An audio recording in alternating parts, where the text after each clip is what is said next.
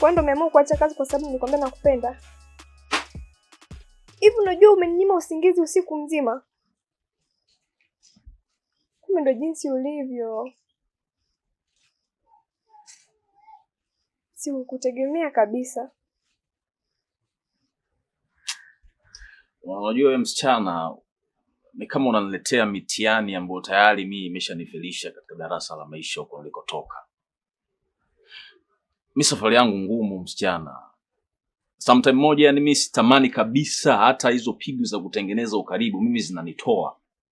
Mimi nishaikuwa na mke, mimi naijua ndoa jinsi ilivyo. Kwa hiyo najua pia uchungu wa mtu ambaye yuko ndani ya ndoa alafu kuna mtu mwingine anakuja karibu anataka kuguse mali yake. Mimi naelewa. Mimi mpaka niko hapa leo hii ni kwa sababu tu respect tu ya blaza. Sio kwa sababu nina njia sana ya kuajiliwa. Kwa hizo harakati za mapenzi unazoniletea yani mimi unanichanganya sana yani.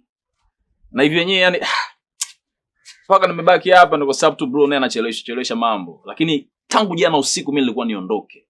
Na hivi nasubiri akija leo usiku kama ni mazingira yangu anipe tumalizane mimi niondoke. Sitaki matatizo na ndoa za watu. Yaani oya sijui nikwambieje lakini sitaki hata kukuona yani by the way.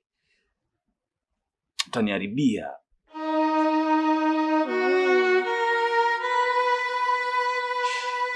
Lakini jua unachokifanya sio kizuri hata kidogo. Afu mimi sijakwambia kwa ubaya, nimekwambia kwa mapenzi. Afu mbona mambo tungeweza kuyafanya bila mtu yote kujua? Na hata wewe mamangu pia asishtuke.